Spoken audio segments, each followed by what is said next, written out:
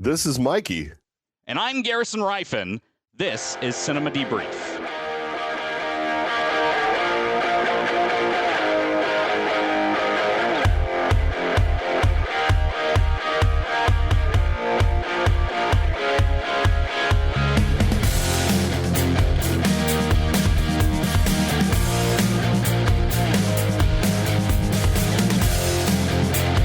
Welcome to Cinema Debrief. I'm Garrison Rifen here alongside Mikey. This is episode 7. How you doing tonight, Mikey? What is up, Garrison? Man, I watched 4 hours of glorious cinema today called the Royal Rumble. It had drama, it had humor, it had action. It was amazing. It was the best 4 hours of cinema that I have seen in a long time. Shout out to Liv Morgan for winning the Women's Royal Rumble, and shout out to the Tribal Chief Roman Reigns for winning the Men's Royal Rumble. It was great. AJ Styles unfortunately had his career-ending match. If he lost the match, he has to give up his career, so he is no longer wrestling. So that was sad. Gunther made him tap out. So do you think that's a permanent thing, or that's how those usually go. There could be some storyline that they try and incorporate him back in, but we'll see. A lot of times when it's an actual retirement match, the person that is retiring will put some of his ring gear in the center of the ring to commemorate that he is done. AJ Styles almost did that, but he did not. He decided to he was taking his gloves off. This is the drama of professional wrestling. He was taking the gloves off and looking at them longingly, and he was putting them down in the center. And instead of placing them right before he placed them in the center of the ring, he pulled them back up and he put them back on. And he's like, "I'm staying." No, he didn't say he's staying, but that could mean that it wasn't actually a career-ending match. So we'll see. We'll see what happens. Okay. Well, hey, wrestlers tie into what we'll be getting into a little bit later on. That's true. That's true. There are some in the movie. That's very true. Today. Yeah. I saw some cinema on the day that our podcast released last week. A lot of theaters around the country are starting to do this mystery movie on Mondays. Yeah. And at my theater, they charge you $7 to see a mystery movie. Some other theaters is about $5 or $6. So it's a cheaper way to see a movie. Mm-hmm. You don't know exactly what you're going to see, but usually you can check websites like Reddit or Twitter to see what people are saying. It's usually around 1 or 2 films that they've narrowed it down to, depending on runtime, rating, type of thing. And when I was reading on Reddit was that it was likely Good Luck, Have Fun, Don't Die, the new film by Gore Verbinski. So I decided to rush out of the house right after dinner, Nice. Get down to the theater.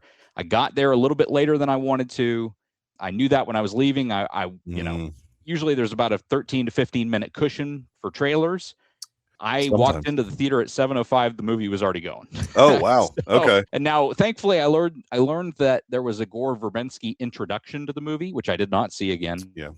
So that may have taken up a couple of minutes. So I may have only missed maybe about 3 minutes total of the movie, which is not great. But I got the gist of if you watch the trailer, I think that's a lot of what I missed with him in the restaurant.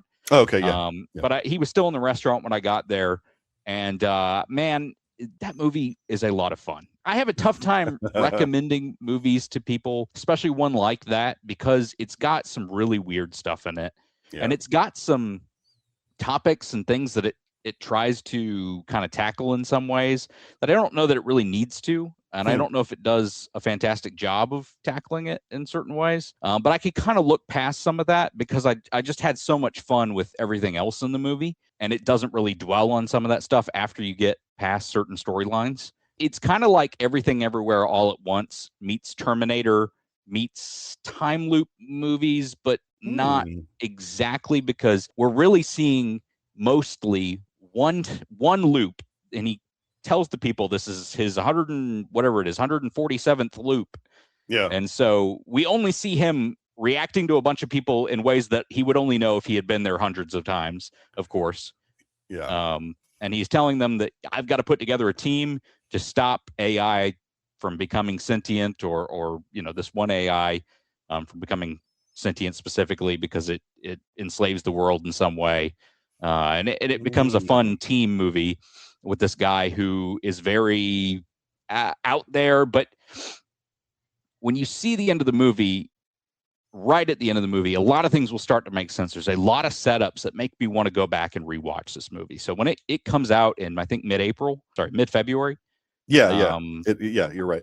I'm going to go see it again, most likely, because really? I had a lot of fun with it, and I really want to see it with eyes. Oh, first off, I want to see the beginning of the movie, but second off, I want to see it with eyes of, I know what's going to happen. So, and sometimes, how much more layered was the setup, and I love those kinds of movies. I love time loop movies, so I'm just a sucker for that in general.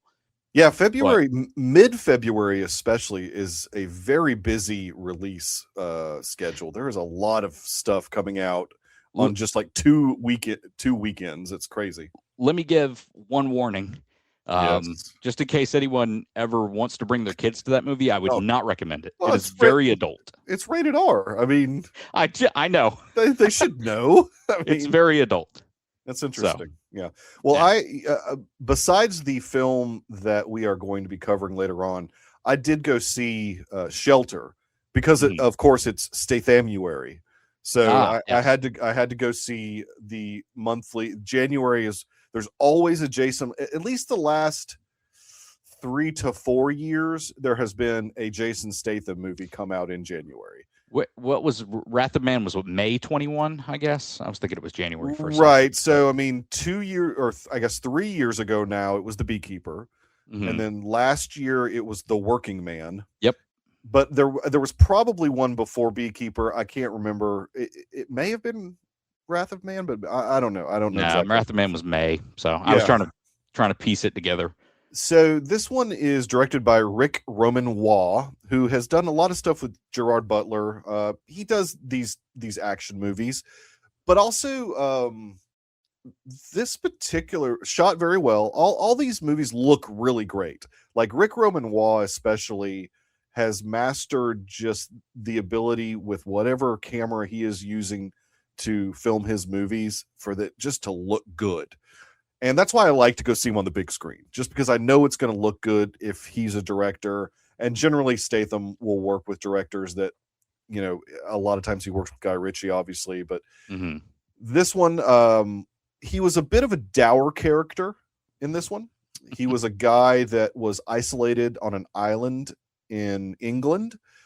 We find out, of course, throughout the movie why he was isolated on that island, but this girl and her uncle deliver him supplies on every other week, and a really bad storm happens and the girl gets caught on the island, and she gets injured, so he has to leave the island. And because of there's this sort of subplot about this technology in the UK that has been monitoring people. We find out that Bill Nighy's character, he works for the government of the United Kingdom, and he has set up this technology to monitor everybody.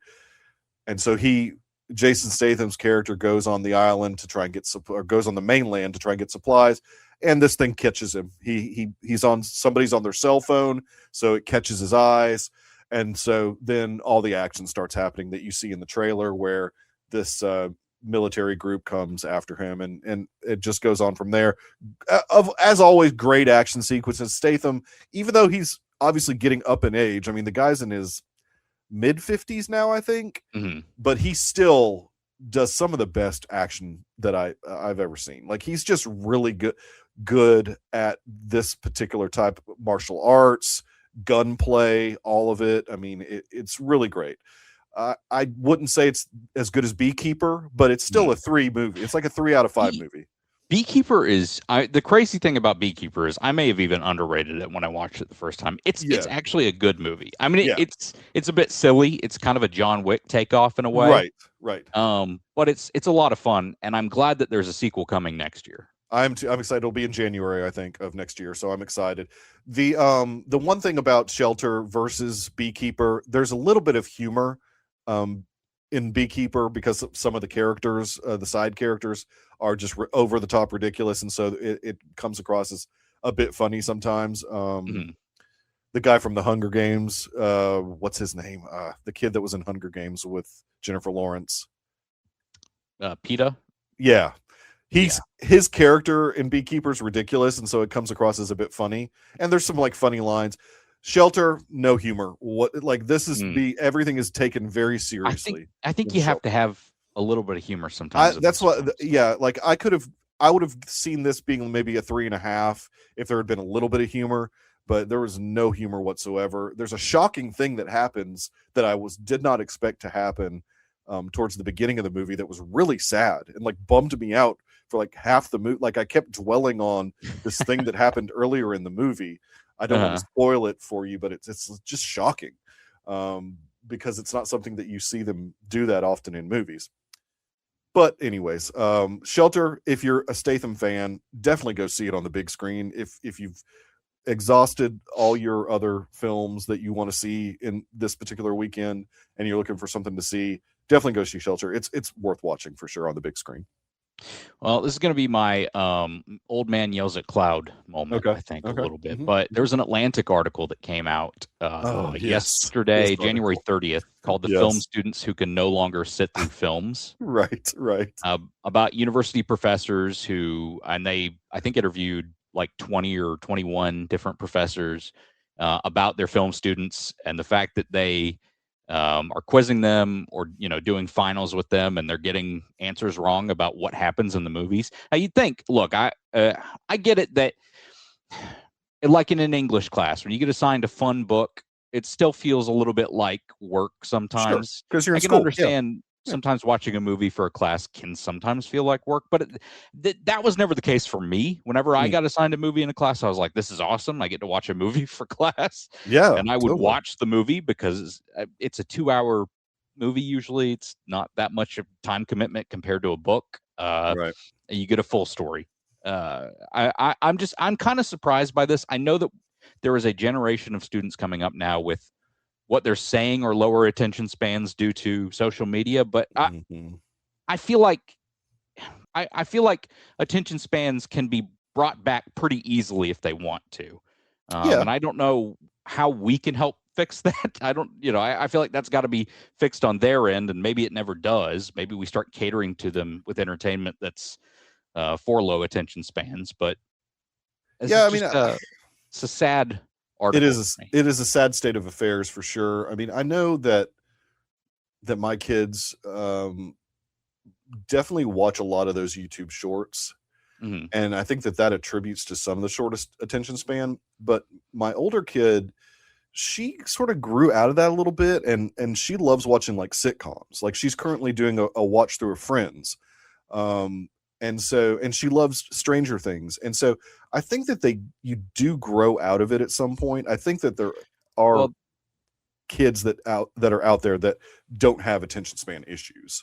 That's the interesting thing, because I also was reading some replies to it. Some people saying that they were seeing Gen Alpha kids that were watching shows and movies like you're talking about, but that this is the younger Gen Z kids that they're talking about in this article specifically. And I don't, I don't know whether, and I feel like, yes, eventually, if they want to, they'll grow out of it. It's not something that affects you for life if you just want to start watching movies, but it is kind of sad that, there are people who cannot just sit through an 1.5, 2-hour movie for class. And some of these classic films that, The Conversation or look, I get it. Some people might find that film boring, but it's not torturous to sit through that.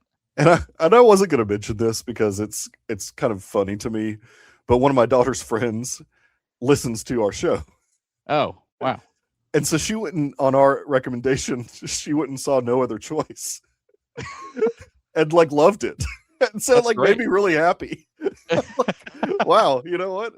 Yeah. That's the reason we're doing this. I don't care if like 2 people are absolutely. listening to this thing. Like if some kid hears this show and it's like, wow, I want to go see this foreign film. Like I've never known any like 15-year-old to be interested in going to see a foreign film. And it just sort of like I was kind of flabbergasted by it when my daughter told me that. I was like, wow, that's kind of awesome in all honesty.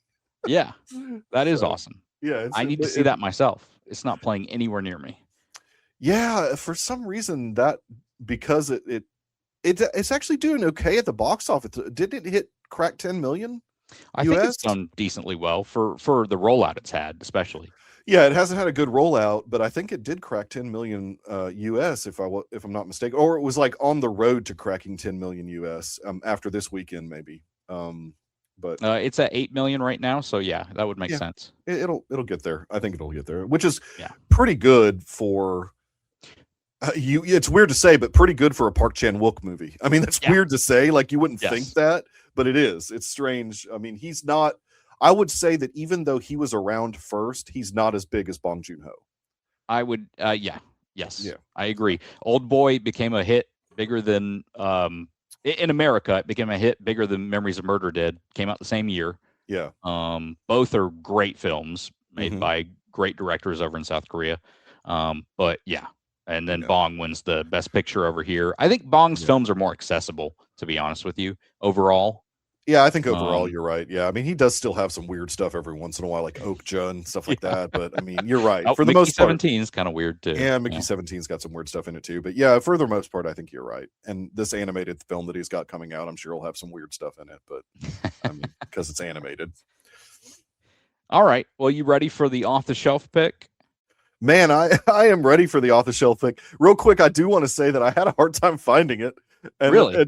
Yeah, because on Amazon, it's called something completely different. Yeah. It's called Battle Creek Brawl. Correct. And so I was frantically looking for it, and I'm like, okay, this has to be, and I should have remembered the case because I remember you showed it last week.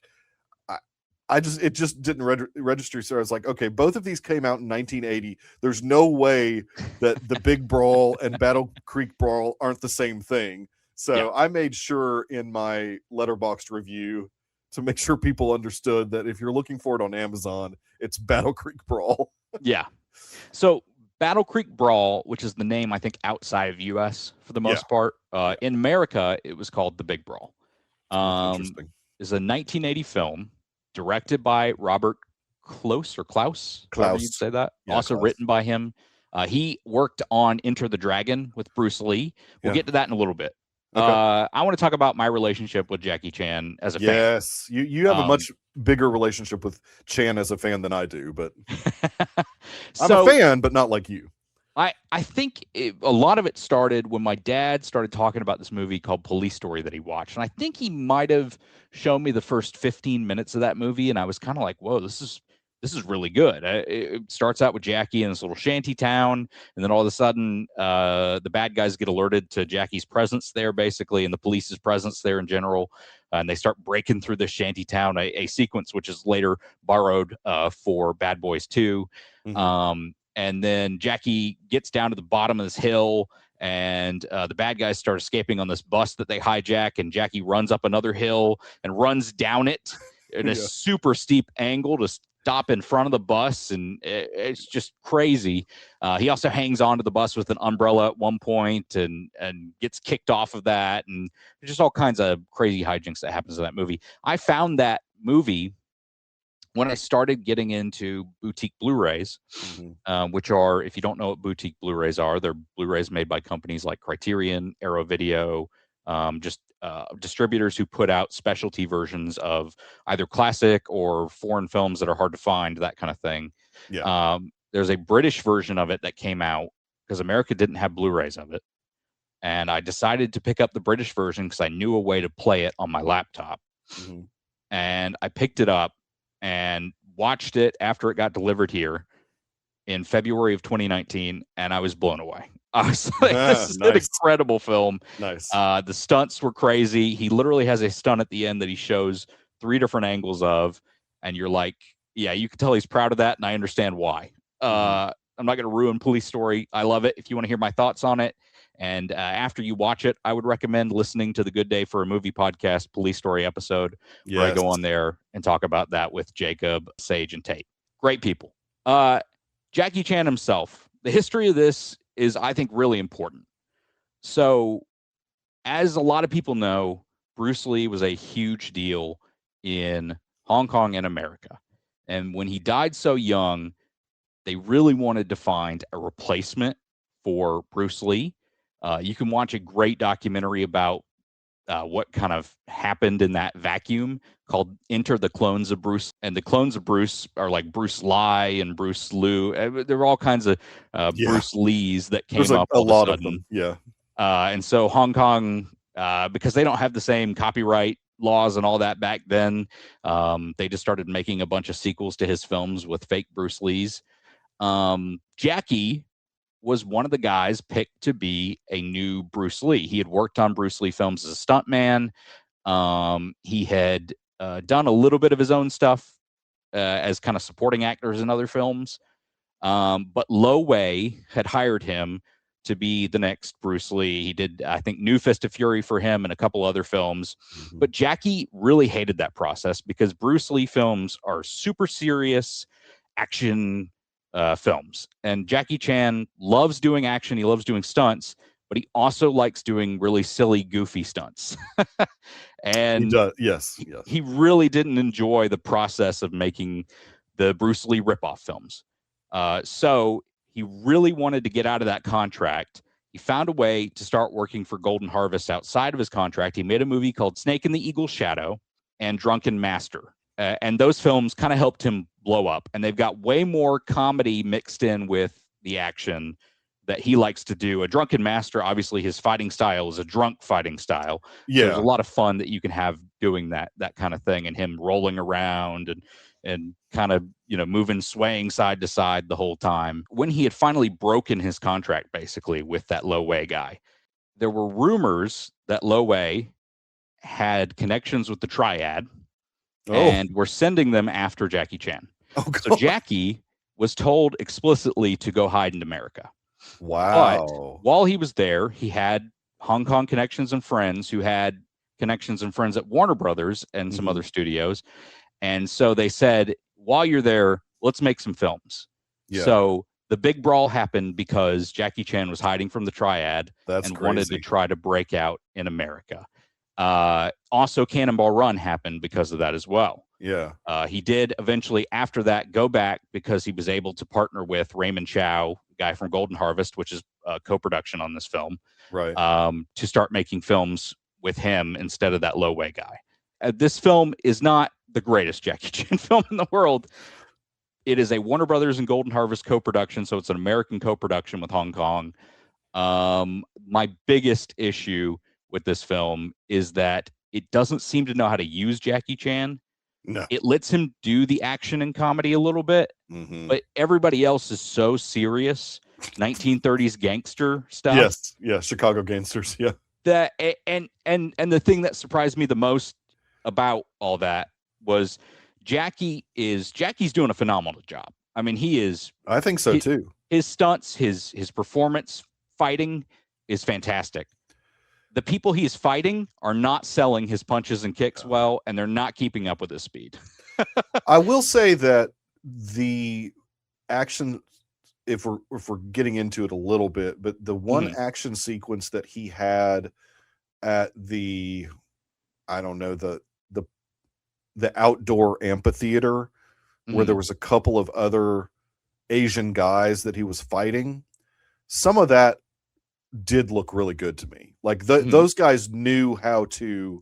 Yeah, the two Asian guys did know how to keep up with them. Yeah, those two guys knew what was up. But you're right, for the most part, because of the type of people that he's fighting in the majority of the movie, yeah, none of them really knew how to sell his stuff that well. Yeah, it's interesting. And correct me if I'm wrong here, but the first time I remember seeing, obviously, so Cannonball Run, yes, I remember that. I loved that movie as a kid. I remember Jackie in that. But then there's like this long period of time that I don't remember seeing him in anything until 1995, Rumble in the Bronx. So I can get into that, and this may even be a film we eventually cover. But so he did the Big Brawl in America, 1980. He went back to Hong Kong right after doing Cannonball Run, he did a movie called The Young Master in 1981. So same year that Cannonball Run came out. Okay. He was back in Hong Kong. He came back in 1984 to shoot for a film called The Protector, directed by John Glickenhaus, I think, is that his name? I don't remember. I don't know. I don't know The Protector. That movie bombed. Okay. And it's what fueled the creation of Police Story. So basically, in that film, okay, while they were making that film, Jackie was telling Glickenhaus that he didn't like the way they were doing action, and he didn't really like some of the way they were basically just making the film in general. And I don't know if he had storyline issues. I haven't seen the film, but he took the film over to Hong Kong, reshot a ton of the action, and made his own cut. So there are two cuts of that film, a U.S. and a Hong Kong cut. Gotcha. Most people do prefer Jackie's because the action's better, but I don't think most people love that movie in general. Yeah. That movie bombed, so again, he did not make it in America. Yeah. It was not until, like you said, Rumble in the Bronx in '95 that he had a real breakout in America. Yeah, because then he started doing a lot of stuff in America after that. Yes. He had a couple of attempts, and then it finally took in '95. Yeah. And 95 was just after Super Cop 2, which was a Hong Kong production, but I think had done decently in America. Yeah. Miramax bought it and chopped it up a little bit, but it did well in America. And then Rush Hour happens in '98, and that's when it just really takes off. Yeah, because there was First Strike. That was like in '96 or something. First Strike, I think, is '96, but that's also a Hong Kong movie that they made into an American movie, basically. So yeah, I saw Rumble in the Bronx in like '95, and then really from there, Jackie's career just completely blew up at that point.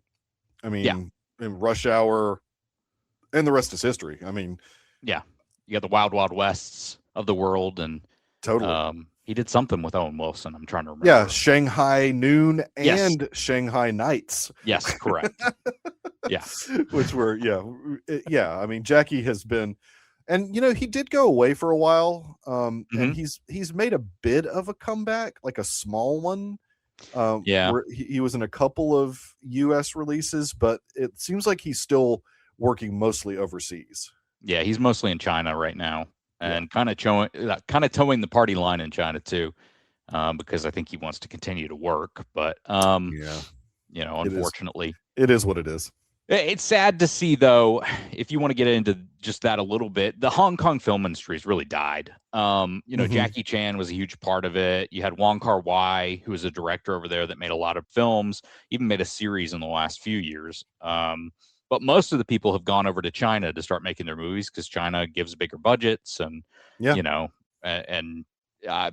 see the writing on the wall that China is eventually probably going to take over Hong Kong at some point. Not to get it too much to that, but unfortunately, you're probably right.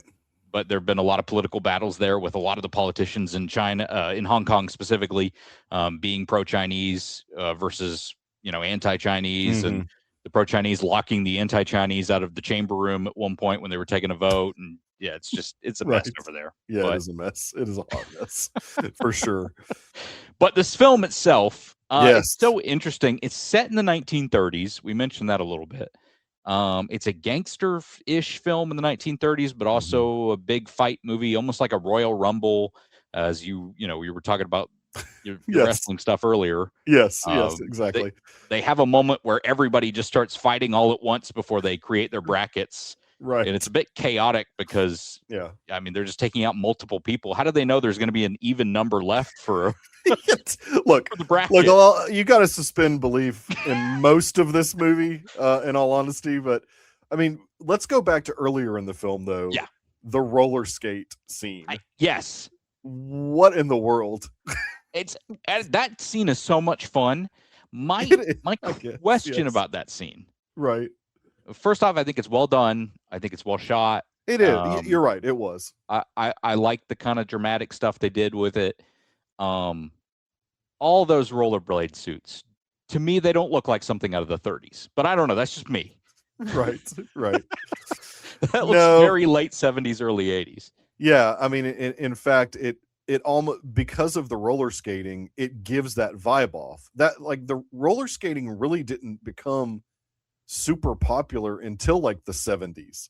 I mean, I guess like late 60s, 70s, stuff like that. So I'm just gonna look it up right now. When were rollerblades invented? Oh, roller skates were invented a long time ago, but it I just don't imagine in the 30s that there would have been this type of thing. This is saying that basically rollerblades as we know them today were refined and invented, quote unquote, in the 80s. But yeah, I mean, the skates themselves were invented a long time ago. Oh, yeah. And this was just for the listener, if you don't ever want to watch the movie, maybe just watch this one sequence because it's insane. It's like there's 3 different teams. It's a relay. And they're racing with there's obstacles involved. There's a water hose involved to try and stop the roller skaters from advancing in the race. There's also full contact with the other racers. Yeah, they could just punch each other and tackle each other. In a way, it's like a precursor to roller derby, but much less monitored, and it was the most insane scene that I think I've ever seen in a movie. It felt like someone had that sequence. They were like, I got this awesome rollerblade sequence for an action movie. Yeah. And then just inserted it in this 1930s gangster film. I didn't understand it. It was the weirdest thing ever. I was just like, what is happening? And apparently there was money involved. Yeah. $75, so 25 for each person on the team. For each person on the team, yeah. Yeah. Which is a lot of money in the 30s. And one element of this particular film that I don't recall being present in many other Jackie Chan films is a love interest. Mm-hmm. It doesn't. He has quite a few in the Hong Kong movies. Oh, the Hong Kong stuff. Okay, yeah, which I don't have much experience with. In fact, when I was reading the booklet earlier, I think that's on the Battle Creek Brawl, the Big Brawl UK release that I have. Okay. I don't know that he kisses a lot of women after this movie, right? On screen, but he has a lot of love interests in his Hong Kong films. So, yeah, because in a Jackie Chan film, just like Irvin Kershner once said about Empire Strikes Back, a kiss in Star Wars is basically like you're making love. I mean, it's the same thing in Jackie Chan. Like that's the equivalent of making love is having a kissing scene. Yeah. It just was odd. I just don't recall seeing that, especially like in Rumble in the Bronx and beyond. It doesn't seem like there's many like love interest type scenes for Jackie.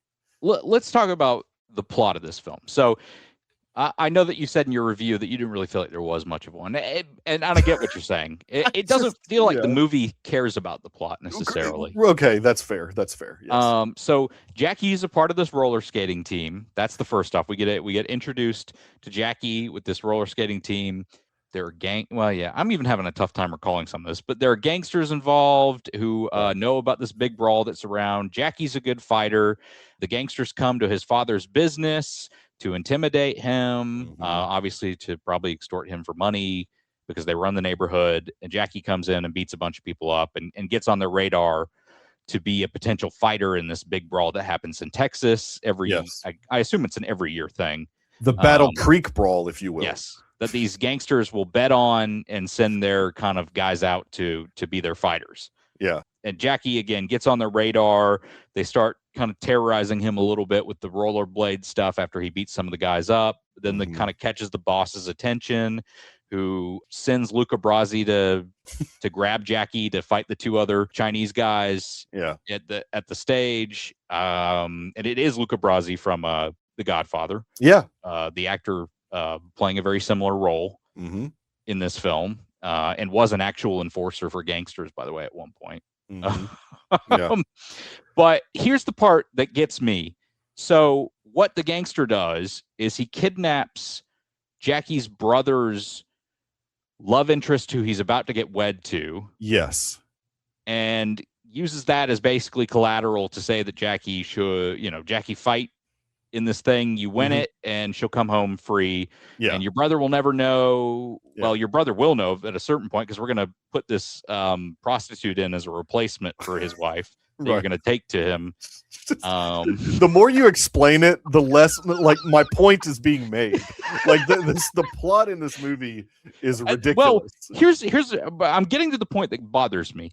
So, Jackie goes to the point where he's like, I need to make sure this woman is safe. We're going to break into the gangster's house. Oh, they were expecting it. They're holding us at gunpoint, telling us to go away. They're a little bit proud of us because, that we had the cojones to do this. Yeah. But Jackie goes, he gets in the fight. He fights the ultimate gangster in an almost fixed fight from the other gangster side who wants Jackie to lose because they have the other fighter, Billy Kiss, who kisses people to death. Yes, he does. Yeah, that's really weird. So much weirdness in this movie. Yes, when you get to the end of the fight, the gangster's like, everything will be taken care of. We never see the potential wife for Jackie's brother, who's a doctor. Yeah. The woman who's supposed to marry him, we never see her alive again. Exactly. And Jackie, that's the thing he really cared about. And then all of a sudden, at the end of the movie, she's just you're never going to pay that off. You're never going to pay it off. all of this is taking place with one of the most jazzy Lalo Schifrin scores. I loved the score for the movie. I was like, this is great. And I don't know that it fits the movie, but it's a good score. I didn't think it did either, but I was like, this is great because it reminds you of all the stuff that Lalo Schifrin has ever done, Cool Hand Luke, the Mission Impossible theme. He incorporates all. It's just basically he's just incorporating all of the stuff that he has done prior to this. It's just crazy. I'm just like, this movie is the weirdest thing that I have ever seen. I mean, it's but I still enjoyed it just because you can really see obviously the talent that Jackie has. Yeah. I mean, because from my understanding, he does not speak English. And most of this is his lines, he's phonetically speaking English. Correct. He learned them phonetically. And it's just impressive. It's not like an American could go to Hong Kong and do the same thing. There's so it's just impressive just to see his commitment. Jackie has great work ethic. Yeah. You see that across his films. Yeah, exactly. And you get to see, like you alluded to before, some of the zaniness in his choreography, the fight choreography that he does. I love the fight in the alleyway when his father is telling him, don't fight. Don't fight. So he's not fighting. He's reacting and things are accidentally happening to the gangsters here or there until Jackie almost throws a punch and the father says, no fighting. Yeah. So he has to go back to accidentally tripping people but it's well choreographed. It's well done by Jackie. And you get to see like you said, the goofiness there. So, but then also the movie showcases his skill as a fighter as well. Yeah. Like I mentioned before, the outside amphitheater fight scene was really good with the two other Asian guys. And then some of the stuff that he does in the Battle Creek Brawl is really cool too, where he's fighting people with completely different fighting style as he has. Yeah. Mostly these are just big bruisers that just are trying to throw punches and use the actual weight of their body to take people out. The one guy that headbutts. Yes. Man, he was tough. Yeah. And then there's the whole this brawl, just to make sure and paint a picture for the listener. This brawl is not just your typical Royal Rumble type thing. One of the fighters gets in a car and chases Jackie around trying to run over him. So this is like a street fight, no holds barred type situation where anything goes. I would think that I feel like in a normal movie, that guy would get DQ'd pretty fast. Right. And they were trying, the cops were trying to stop that guy. Yeah. But also the fight organizer didn't care. Yeah. He was just weird. Have at it. Just whatever you can do. It's just, it was like the rollerblade guys when they saw they were fighting, they were like, oh, there's a fight. Right. Oh, and I do have to say, one of those announcers is a guy that is in a bunch of B-level horror films. If you look up a movie called, I think it's Dr. Giggles, he plays a psycho dentist. And I'm talking about the announcer of the roller skate thing. He has a very distinctive look about him, and he was in Darkman. And so he's a guy that's been in a lot of B-level horror films, and I recognized he's one of those guys that you see him on film and you recognize who that is immediately. I don't know if it's online, and I'll have to check afterwards. Maybe I can even link it in the description. But there is an essay. There's 3 essays in the booklet that comes with the movie. Wow. From Britain, and one of them is called Battle Creek Brawlers by Brian Burkhart. Okay.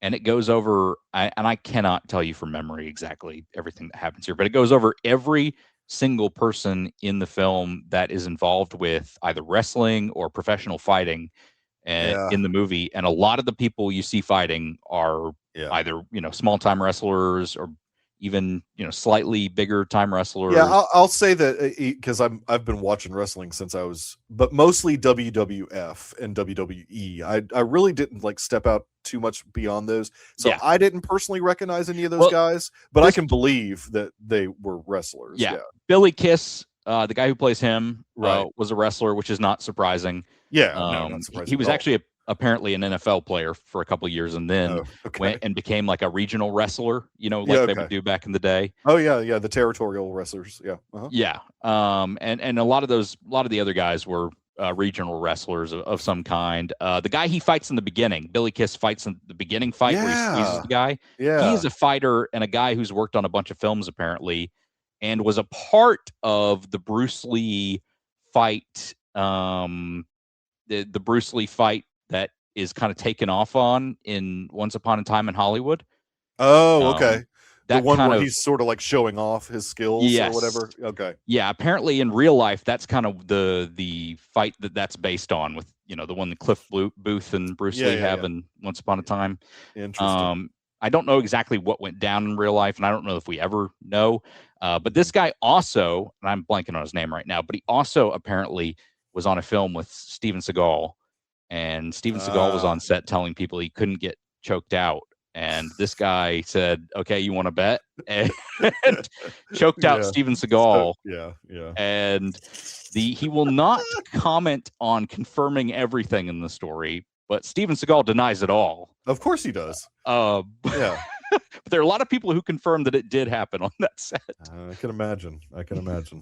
So a lot of just interesting people involved with this film who either went on to do cool stuff in the movie industry or already were wrestlers in real life. And then, of course, you have Jackie Chan leading it all. This is an American film with Jackie Chan leading it, with an American girlfriend. Yeah. An Asian and she's family. she's somebody I recognize. I've seen her in a couple of other things from the 80s, but I couldn't tell you what they were. I mean, and Lalo Schifrin, he's an Oscar nominated. I think he was nominated for 6 Oscars in his career. I mean, that is a pretty big composer to be doing a movie like this. I mean, it was just really interesting. He must have been buddies with Robert Klaus or something to agree to do it, because I'm like, why? What?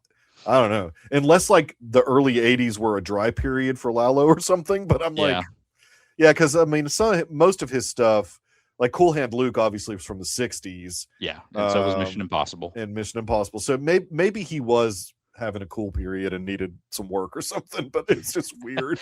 It's just very you get some residuals from Mission Impossible, but maybe that's true. Maybe that was later on. Yeah.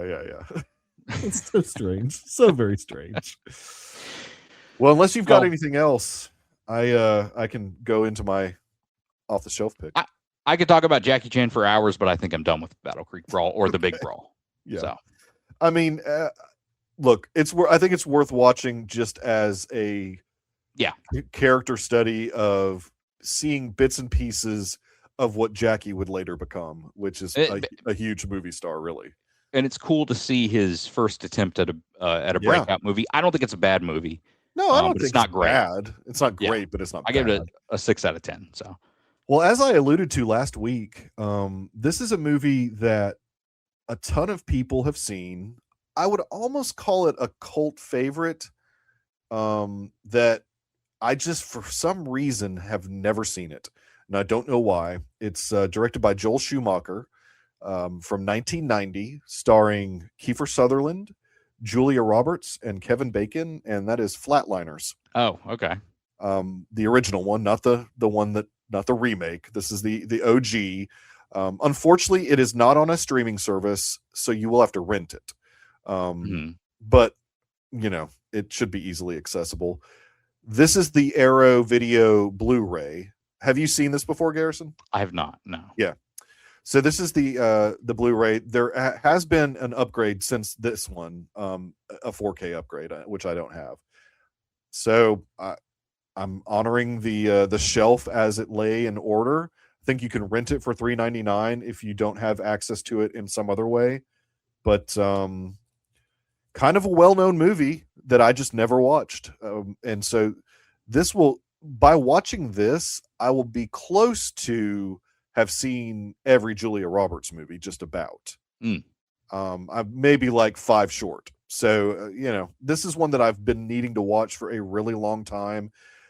If you look at the IMDb rating and the Rotten Tomatoes rating, it's not fresh, but it does have a cult status. Like there is like a cult status. It's got a following.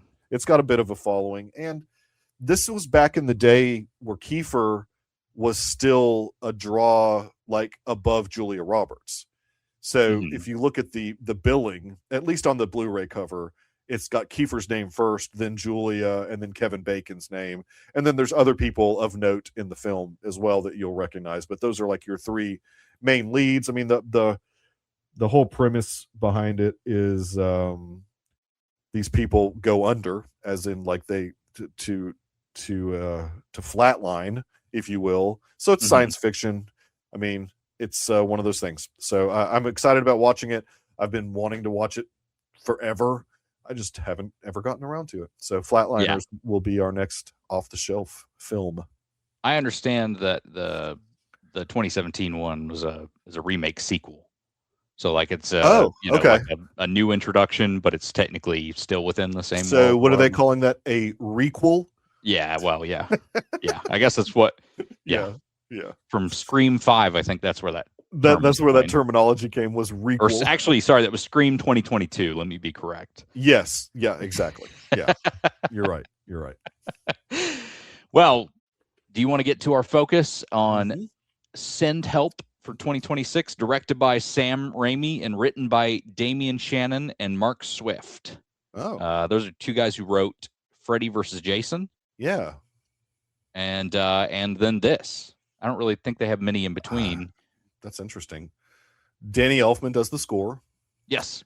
So that's and it's good. I mean, the score is, I don't remember it being, it's more subtle than remarkable. A lot of his. It's not like, a lot of people will say that a movie score is sometimes a character in the film.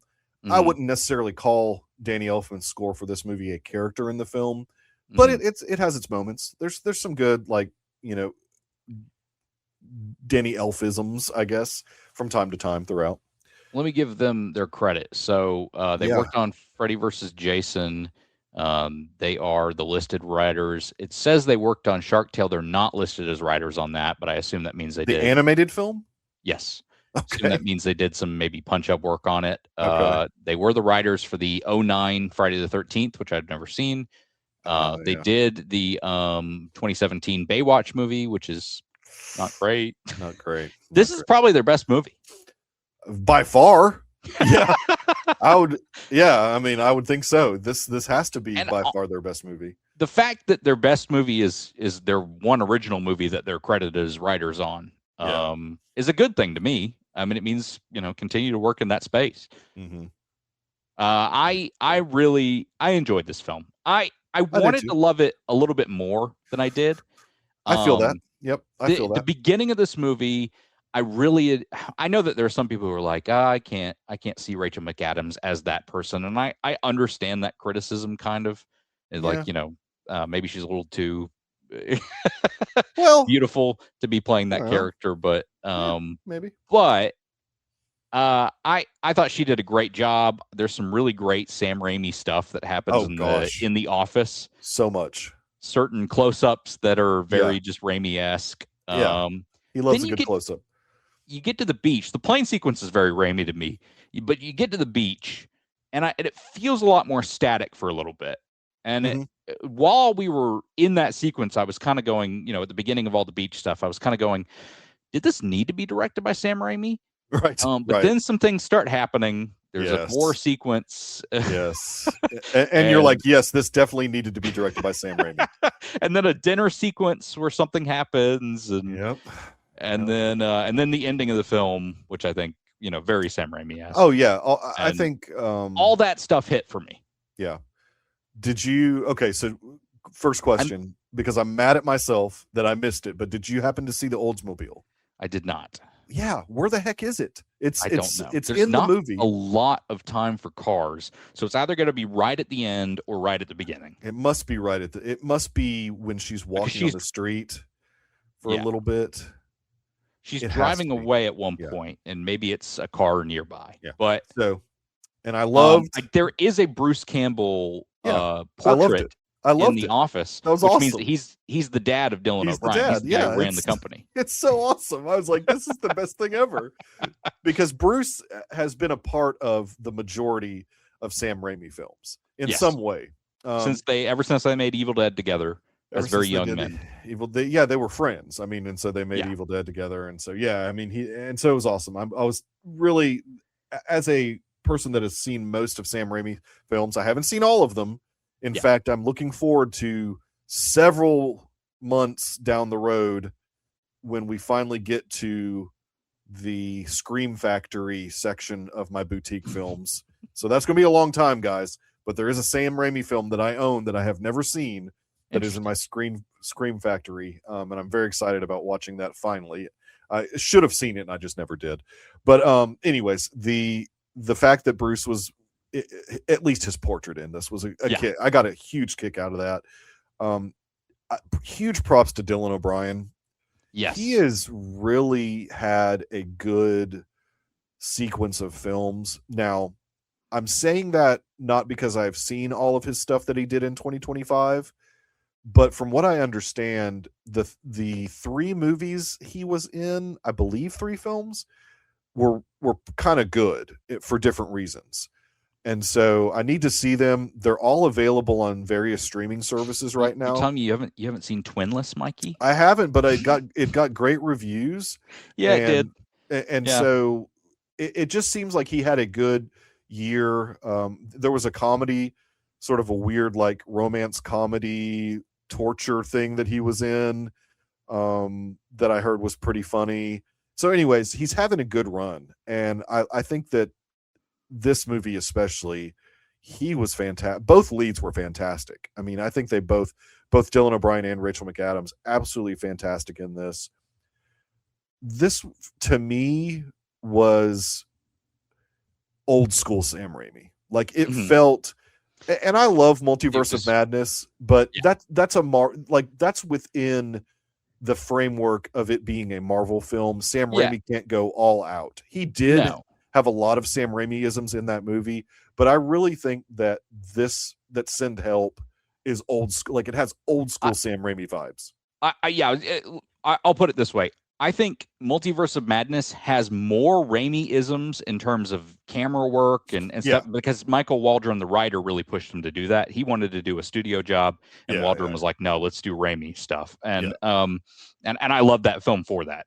It's not the greatest Marvel film, but I really do love that stuff specifically. Oh, I do too. Yeah. I mean, it distinguishes itself from other things. I think this has actually slightly less Raimi-isms in terms of all the camera stuff, though there's still a lot, and there's a lot. There's a lot in there, But the specific, like you said, the vibe, the tone of the film is a lot more Sam Raimi.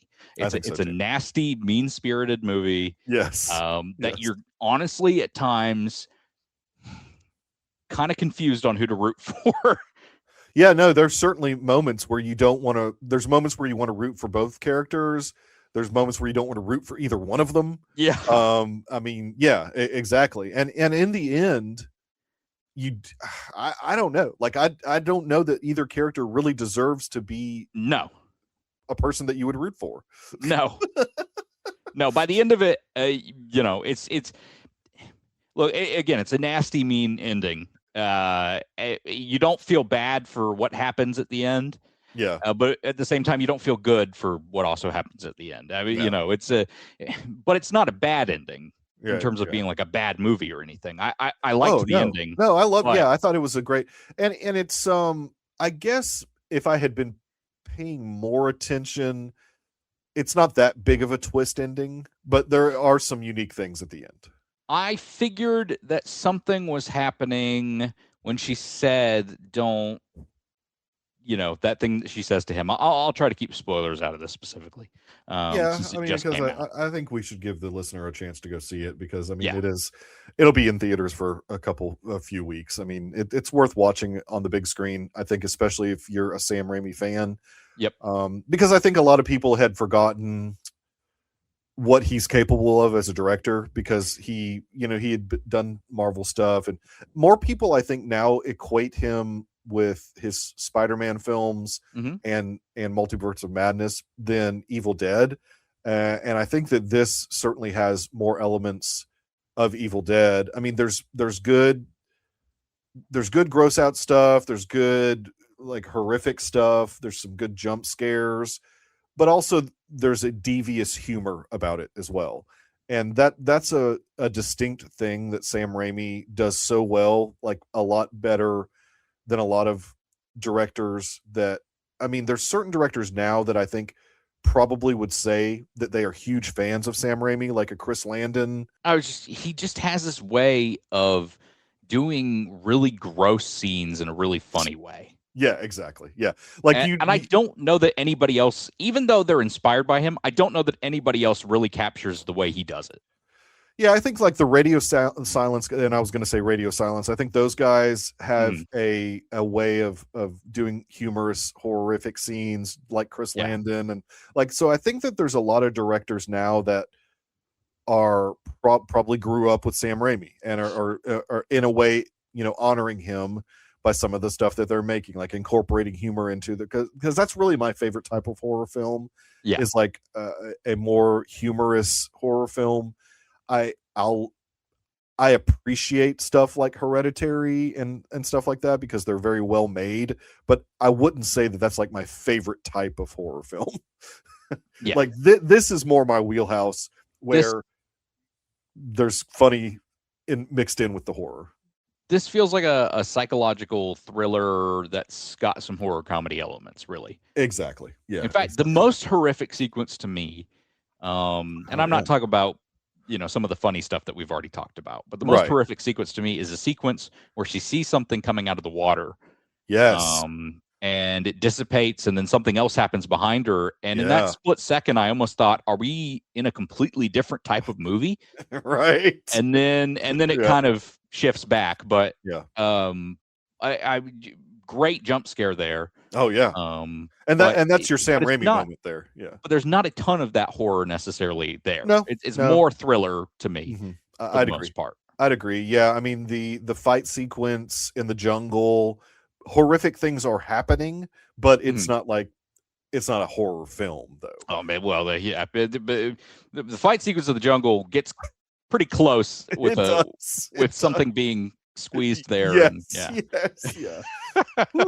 There's some intense stuff in the movie, but it's great. It's under 2 hours, which I appreciate as well. Yes. I mean, give me anything under 2 hours like this, because if you go over 2 hours with something like this, it can lose momentum. And that's one thing that I appreciated about this, is there wasn't any wasted time. Yeah. I think that everything that happens on the beach is important, even though it seems like maybe they're doing some things over and over again. But I think it's just the repetition and the different things that are happening. If you think about the ending, everything that's happening on the beach was leading to that particular type of ending. Yeah. And so it's all important stuff that happens. And it was a great ride. I loved it. I mean, I didn't give it 4 stars. I gave it 3.5 out of 5 on Letterboxd. I think I see some people giving it 4, and I appreciate that. I mean, it almost gets there for me. I think it just misses the mark for me. And this is my feelings about Sam Raimi films. It just misses the mark of something like Drag Me to Hell, which is, to me, Drag Me to Hell is funny throughout the movie. That's the one that I was talking about earlier. It is completely gross out, horror comedy fun. We'll get to that eventually because I'm not going to skip something, even though I know if you've seen it, I'm not going to skip it. So that's the one I saw. I've never seen Drag Me to Hell. So okay, and I also own that one, by the way, and it's got a director's cut that I've never seen. So I don't know what one you want to watch, but I do own that as one as well. I picked it up in Wyoming when I was up there for Jacob Roth's wedding. Okay. So they've got a great Walmart up there that has like Scream factory stuff. Yeah, Alabama unfortunately does not have that type of, like, at the Alabama Walmarts, they have generic DVDs mostly. Hey, Laramie, Wyoming's got 2 Walmarts that has good stuff in it. Wow. They both did, have sections, but one of them was much bigger. Interesting. Bill Pope is on this film, of course, reteaming with Sam Raimi. Bill Pope's a cinematographer who worked on the Matrix films and on Spider-Man 2 and Spider-Man 3. Oh, he's good. And Multiverse of Madness. He also did Quantum Mania, which I feel kind of bad for him for because he really probably got. Nah, that's too. Not bad. Really a lot there for him to work with, I guess. No, but probably not. But if you're someone, cough cough Rhett, who complains about movies being blocked and focused on characters in the middle of the screen, this one has plenty of shots where that is not the case. And in fact, where Sam is really actually using the wide screen. Yes. There's a sequence I really like. First off, where she pops up in just a right corner of the screen, and you can see just the rest of the beach on the other side, I know what you're talking left of the sequence. And then you have another one which pans around her and then backs up and shows the entirety of the island kind of early on. Both, I think, great shots. And I'm sure aided a little bit by digital effects on that one that shows probably. Island. But I mean, it looks fantastic. There's some digital effects work you can see in this film that's digital effects work, but I think it blends with the movie well enough. And works with the tone well enough that it's not something that is distracting or bad. Yeah, whereas the boars in Gladiator 2 take you completely out of that film. The boar in this film does not. Yeah, and also that's a very serious film, and this is not. So I think kind of having visual effects that are not the most amazing visual effects in the world can help a little bit, especially in a funny sequence. Like the boar sequence may not be funny at first, although I think it kind of is, but it gets funny as it goes on. It does. Yeah, exactly. But I was saying that I don't necessarily think that the CG work on the boar in this film is bad. No. Like, compared to the Gladiator 2 boars that looked like horrendous. Yeah. For was whatever it boars reason. Or monkeys? Oh, maybe it was monkeys. I thought there were some boars in that too. The monkeys. You're right. You're right. It was the big baboons. Looked horrible, just horrible. And I'm like, how does this happen? Well, especially when Gladiator is a $300 million picture. Exactly. That's why I'm like, how does Ridley Scott, a guy who look. That's the biggest visual issue in Gladiator. I think the rest of the visuals in Gladiator 2 are pretty good. He understands how to capture spectacle, I think. Problem with his films lately have been the scripts. Sam's script here is strong. Yes, I agree. Mark Swift and Damian Shannon did a good job. And Sam captures it really well in a way that feels like Sam Raimi. I mean, specifically, it feels like it was kind of made for him. Yeah. I mean, and I don't necessarily, and I'm not saying that he was ever like not Sam Raimi when he was directing Multiverse of Madness, but it felt like there was a long dry spell where he wasn't around. And I'm just glad that he's back doing something different, because he could have easily continued to take a paycheck with Marvel and probably do another Marvel movie.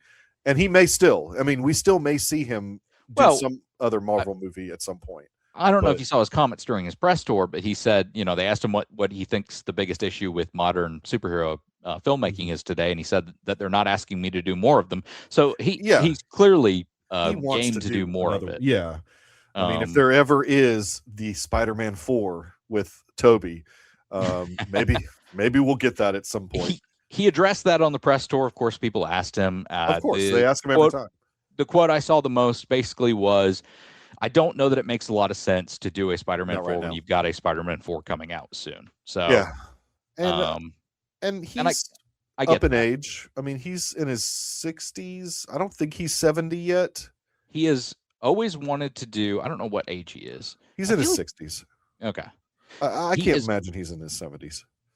He has always wanted to do. He's 66. Okay. A Batman film. Oh, And look, there's a Batman love it. film that's supposed to come out in the DCU at some point. So, dude. You know what the rumor is now is that the reason that it's getting delayed so much is that James is going to direct it. wants to direct it himself. Yeah. I mean, I'd much rather Sam helm a Batman movie. I like James Gunn. I'd much rather Sam Raimi get a shot at it. I think that a Sam Raimi Batman film would be much more like Batman 89, though, than perhaps James would want. And Sam said specifically, I don't want to rehash anything on his quote about that I would want to do something that hadn't been done cinematically with the character. So, yeah, maybe we'll see. Oh, we'll see. Yeah, I mean, but I'd also be okay with Sam Raimi doing, this is a $40 million budget, films like this. Oh, totally. Going forward. Yeah. I mean, if he affordable, that's and a it's low great. budget. That's great. I didn't know it was that low of a budget. So they'll have a chance to break even. I mean, it's just going to depend on word of mouth. At 20 in America. It depends on how it does nationally. We'll see what the final numbers are this weekend. Coming up. By the time this episode comes out, we'll have the final numbers pretty soon for the weekend. Well, maybe if Disney's happy with it, if Disney's happy with where it ends up as far as the box office is concerned, maybe they'll keep letting him do stuff like this. I mean, it's not costing him much if it's only a $40 million budget, and he's getting really great work out of his leads. He's doing some great stuff in this movie. It looks great. I mean, so yeah, totally. $40 million. The general rule of thumb is 2.5 times budget to make your money back. So you're talking about, I think, $100 million technically that you need. We'll see. I don't know if it would get that high, but it's not going to get that high in America. But again, you need. Well, I'm talking about worldwide. I don't know that it did even get that high worldwide, but we'll see. I mean, it just depends. I mean, Rachel McAdams, I love that she's doing different things too. I mean, this is great for her career, I think, because she's just having a ton of fun in this movie. And it's nice to see an actress that's been around for a while still willing to take risks with the type of roles that she's taking, because she could easily have phoned it in and just done rom-coms for the rest of her career. And it's neat that she has decided to do some different things. So good for her. I hope she gets to keep working, doing different stuff instead of just a bunch of rom-coms or whatever. Not that she's bad in those. I love seeing, like, she's great in those. Yeah. But I also like to see versatility, and she delivers big time in this movie. I'm glad that this connection happened, Rachel McAdams and Sam Raimi, because if you watch Multiverse of Madness, there is a sequence towards the end where I felt like she did a really good job in what felt kind of very Sam Raimi-esque scene that happens towards the end of Multiverse of Madness with all the candles and all that. That I'm glad that they paired together well, and they did this film specifically. It was a good film. I'm glad Sam's back in the horror space, especially. Yes, though they did a little bit of that in Multiverse of Madness as well. There's certainly some stuff in there. Yeah, but yeah, I'm always glad to see Sam Raimi making a horror comedy film. I will welcome more of them. I'd welcome him doing superhero films. I'm just glad that he's continuing to direct, because, like you said, there was a huge dry spell there for him. Long one. I think it was Drag Me to Hell, Oz the Great and Powerful in like 2013-ish. And that'll kill a career. I don't know that he did a film until Multiverse of Madness. If there was something in between, I don't recall it. It may have been some smaller thing. Well, and he was producing a lot too. So he was, yeah. He has a company. They produce a bunch of stuff. So, he was on board with it. Yeah. So in between Oz the Great and Powerful and Doctor Strange, it says Spider-Man No Way Home creative consultant, and that's it. Yeah. So, well, that's because, like I said, Oz the Great and Powerful will kill a career. I mean, he was obviously doing that for a paycheck. That movie is not good at all. There's nothing good in that movie. I've never seen it, so I can't confirm that, but you should watch it because it's really bad. I don't know that I want to, because I enjoy everything else that Sam Raimi does. Well, as far as what our focus is, new releases for next week, there's not much coming out next week, or this coming week. I'm sorry. So the first weekend in February, dry spell. So I am going to watch the new direct to streaming film with Jason Momoa and Dave Bautista called The Wrecking Crew. So that will give at least the listener an opportunity, if they wanted to watch The Wrecking Crew, go on Amazon Prime. I think it's Amazon Prime. Yes, it is Amazon Prime. And check out The Wrecking Crew. Garrison, were you going to try and focus on anything in particular? I'll go with your focus. And I'll say this, if there are any of the Oscar films that happen to come to Birmingham, I still haven't seen Sentimental Value or The Secret Agent, so I need to see both of those. I'd love to see both of them in a theater rather than renting them at home. So I'm trying to hold out and wait and see, because you can rent Sentimental Value right now, but it's $15 to rent. I'd much rather do $15 and see it in a theater than see it at home. So I'm trying to hold out and see if it happens to be on a screen this weekend here in town. I will try and watch it. Same goes for The Secret Agent. If it happens to come to Birmingham this particular weekend, I'll try and see it. But we'll see. Well, we got Hamnet coming out this Tuesday on digital. I might try to catch it before the next episode, but we'll see. If not, maybe we'll even do something later on talking about it. Yeah. We'll definitely talk about it when we get to our Oscar predictions and stuff like that later on when we get closer to it. But Mikey, where can people find you on social media? Yeah, I am on X at the Michael Nip. I don't post often on there. I certainly promote the podcast on there, and I occasionally interact with other podcasters on there as well. I still think it's a valuable social media service, even though some don't seem to think so.